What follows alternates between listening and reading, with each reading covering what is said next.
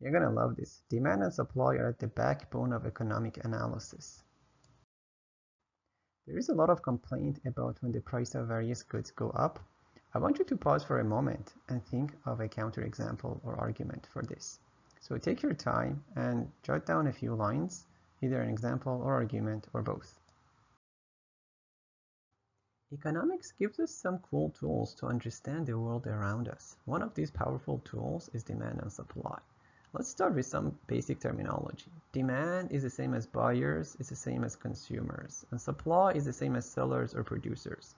So you can use these interchangeably. Whenever you see them in the course, they're the same, right? These three and these three. Now the gist of demand is how much consumers value something based on three main components, and that's called the willingness to pay. So this is a very special term, so make sure you write it down and you highlight it. It's also called the reservation price, which is the highest price or the lowest price beyond which you wouldn't do something.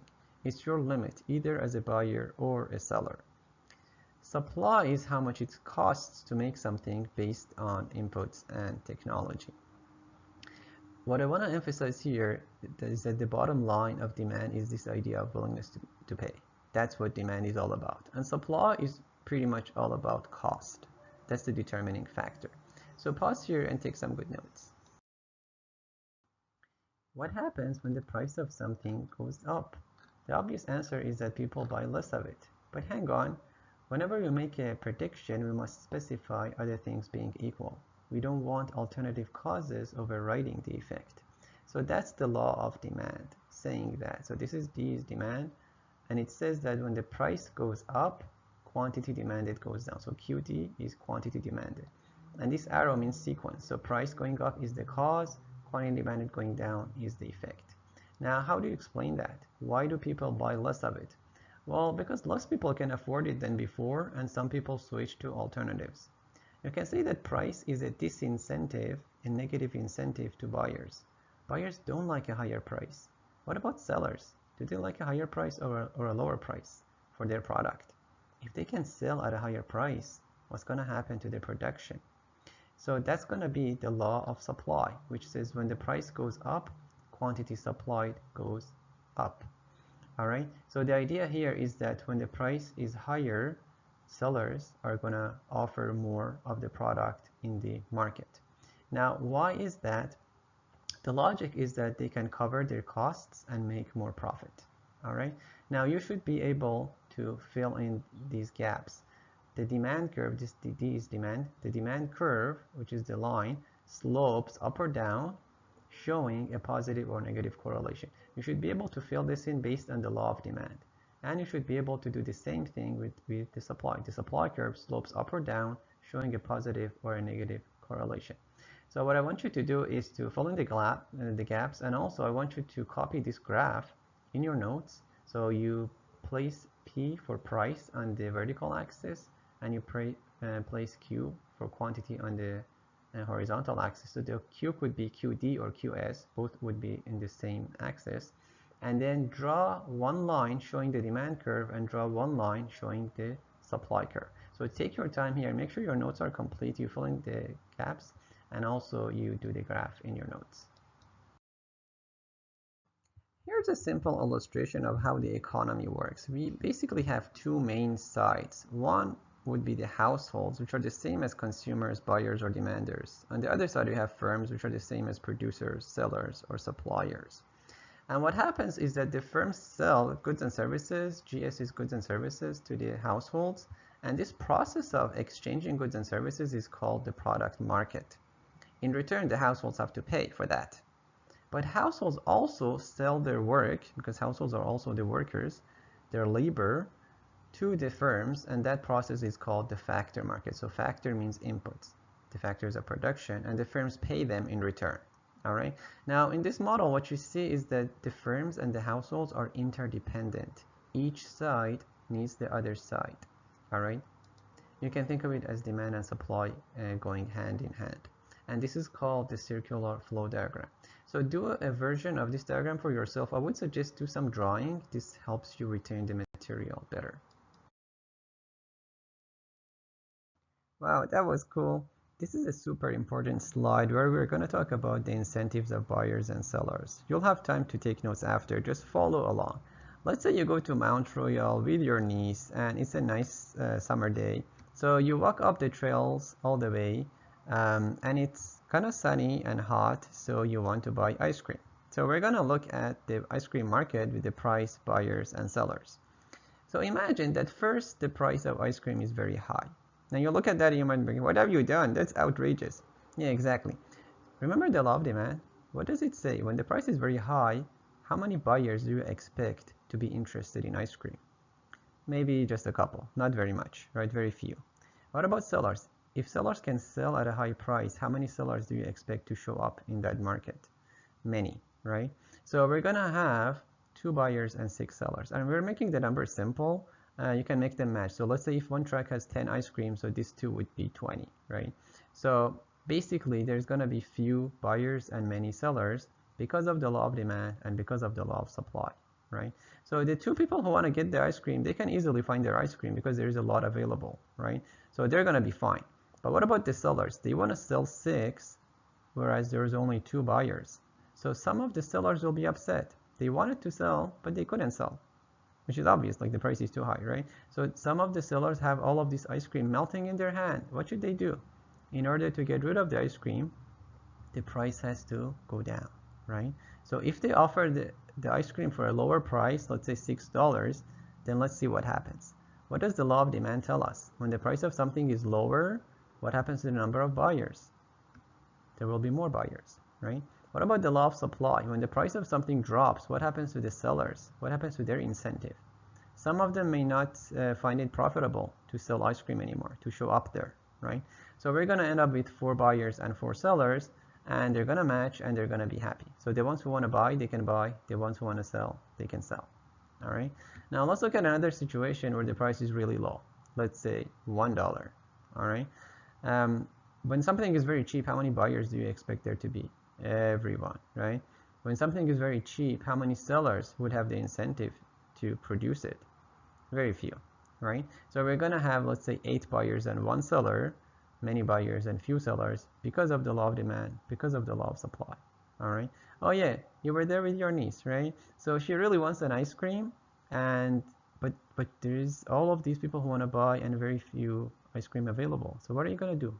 If you really want to get an ice cream for her, you have to start negotiating, bargaining, and bidding higher price. So you have to go up and say, hey buddy, give me your ice cream, I'm gonna pay you more, right?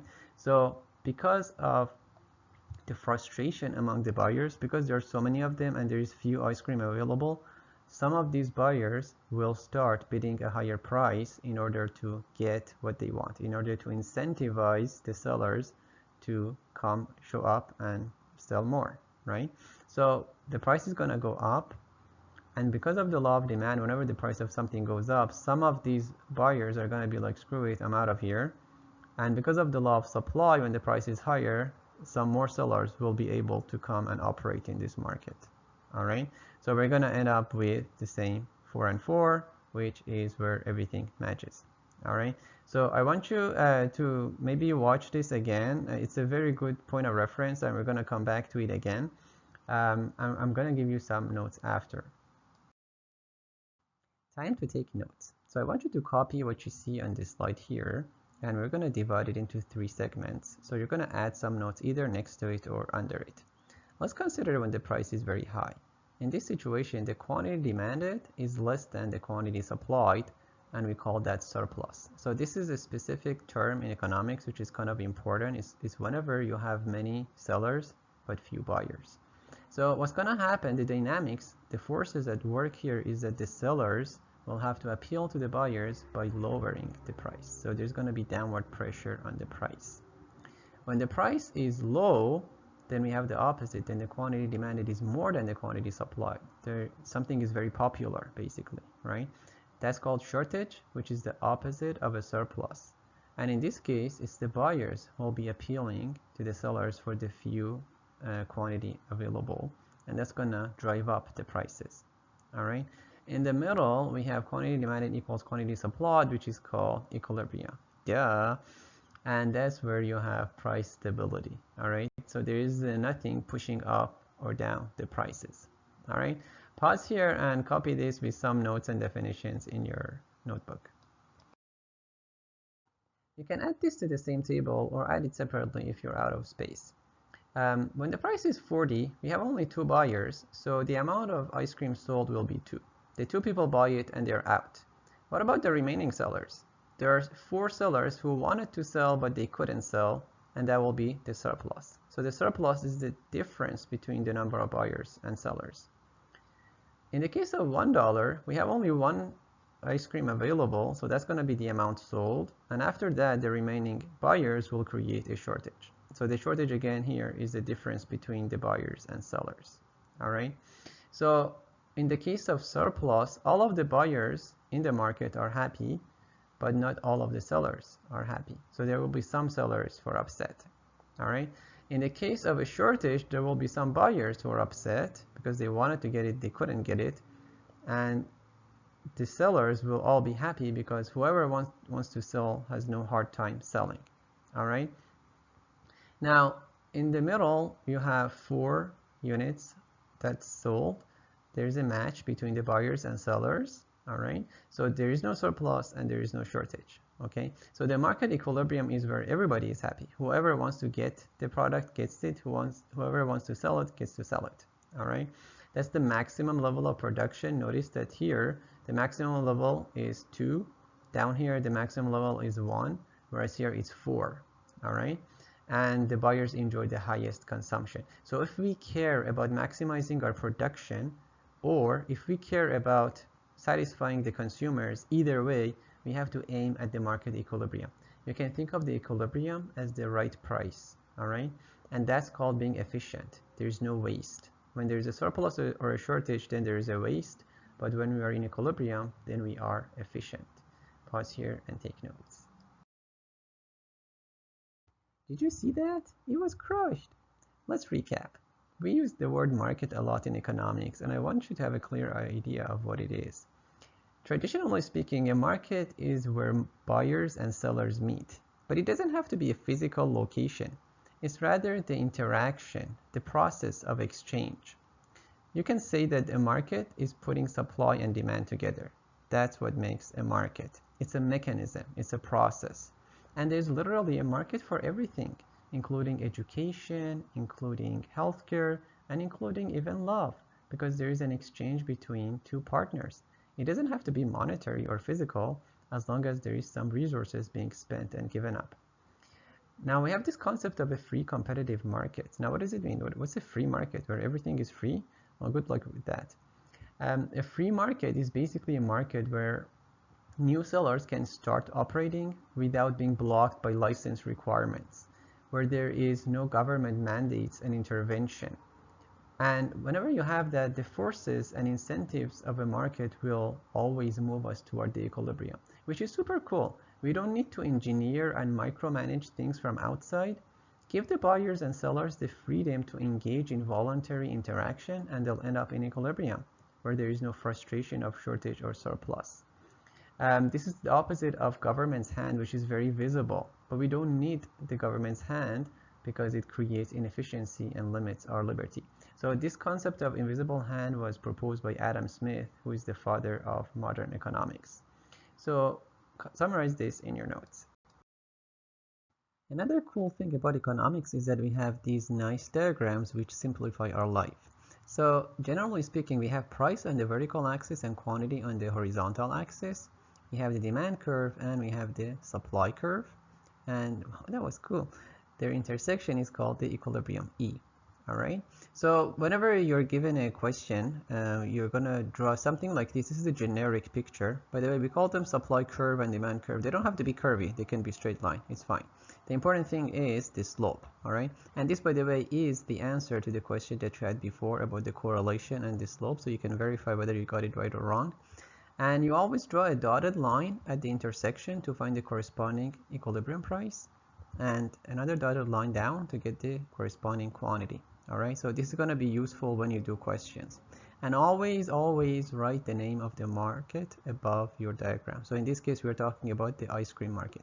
What this means is that here we have the price of ice cream, the quantity of ice cream, the demand for ice cream, and the supply of ice cream.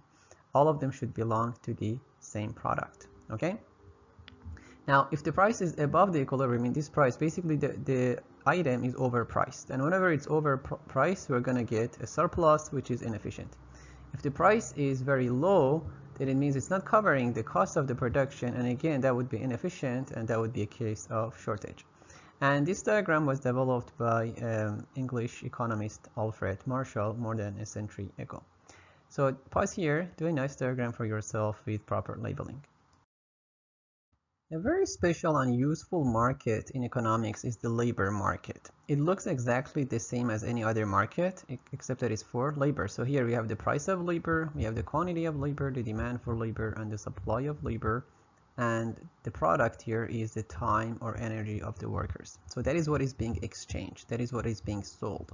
Now, who are the suppliers of labor? Who is it that sells labor? Well, it's going to be the workers, all right? So the households and workers are the suppliers. What about the demanders? Who buys labor? Who buys the time and energy of the workers? That would be the firms or the employers, all right? So the wage rate would be the price of labor. So we can get rid of the PL here and instead put W for wage. That's how we usually designate it. And well, you're going to have the equilibrium again. So you have the equilibrium quantity and the equilibrium wage rate. All right, so the shape is exactly the same, the logic is exactly the same. The only little difference is that here the suppliers are the households. Usually in final goods and services, the demanders of our households and the suppliers are the firms, but here the position is switched. The logic is the same though, and the shape of the diagram is the same. All right, now unemployment is when people are willing, so this is people are willing to offer themselves for work, but they cannot find a job. Now what does it mean? What does it mean when a lot of suppliers are willing to offer, but there's no demand for it? A lot of supply, little demand is called, wow, that's cool, a surplus, right? So that would be a surplus of labor. And I want to emphasize that unemployment is when there should be some willingness to work, all right, but there's no demand for it. And I would also emphasize this idea of surplus of labor. So pause here, do another diagram, and take some notes for yourself. Wow, that was cool. A recent development that's quite promising is the platform economy. It's really an amazing idea which has provided jobs and income for millions of people and enhanced the quality of life. The best example for it is Uber. It has even become a term. In 5 years since its start, Uber's value grew to $50 billion. Now, this is no promotion for Uber, but we want to see what is their business model, what was their success, and what's so promising from the economics perspective. So here's a definition. Platforms facilitate exchange. They bring people together in a very efficient manner, powered by cheap telecommunication, data storage centers, and algorithms to analyze big data. And here's a bunch of other examples. There are also some classical ones like Facebook, Amazon, Google, YouTube, Wikipedia. So write down your own examples when you take notes. These platforms are a good model for, oh, that's so cool, for a free competitive market. They are efficient. Now, such innovations get to set the standards and gain reputation, and they grow exponentially through a network of users. Another example is cryptocurrency. The more people use it, the more likely it is to fly as a currency. Using any new software or means of communication is like that. Its value and efficiency depends on how many people use it. And it has an embedded quality control system. And that's exactly what you want, that the very self-interest of people, of the buyers and sellers, prevents them from abuse. That's the invisible hand which directs the market. This is a great alternative to top-down government regulation, which is intended to ensure quality. Because government regulation limits competition, and that's why big corporations love it so much. Oh no, what have you done? A potential concern is if a platform becomes too big. Then maybe it can turn into another form of monopoly, tyranny, and control. Now that's a valid point, but what we see so far is the exact opposite. Over the past 2 decades, there's been a lot of mobility in the platform economy. There were apps which were popular 10 years ago but are no longer there. And some people compare Uber to sweatshops in that they're exploitative of their workers. Now that's amazing. Look, Uber can certainly be improved, but they're offering an option which didn't exist before. and no one is forced to become an Uber driver. The best way to curtail platform exploitation is to offer another platform which doesn't exploit. If their service is better, and if there was really exploitation before, then all the drivers would join the new platform and that would drive out the abusive company. Government regulation is not the solution. Either way, I leave you with a super important observation that's worth memorizing. The mother of all evil is the concentration of power, in any form, in the hands of anyone, including platforms. The formula is the same. As long as platforms do not link themselves to the government for preferential treatment, as long as there's freedom of entry and exit into the industry, they will always be threatened by potential newcomers if they start turning into a monopoly. For that reason, the golden economic solution to any problem is competition. Whenever you see a problem, you can trace it to the concentration of power, which happens when there is a lack of competition. Take notes.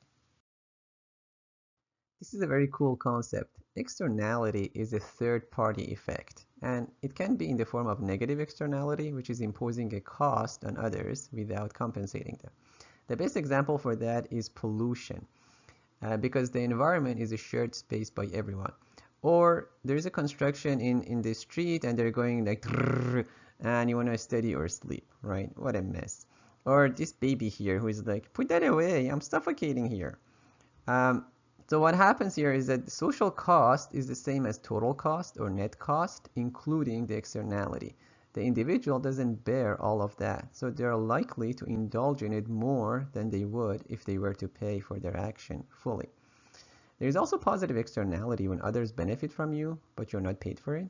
This is not a big deal. It's not a big problem. It's just that there is less incentive to offer it since the producer isn't fully compensated for it.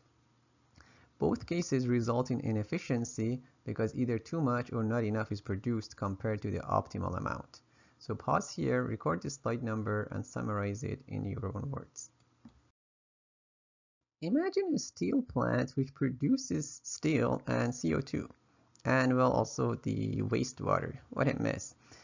They produce something of positive value and something of negative value. But the thing is, they don't fully face the negative consequences of their action, which makes it a negative externality. Now, the solution is to internalize the externality by making them pay for the environmental damage through a carbon tax, which can be used to fund public parks or public transit. But that's kind of arbitrary. What's the value of the damage they cause? A smarter option is emissions trading through a cap and trade system, which incentivizes the firms to compete with each other to be more green.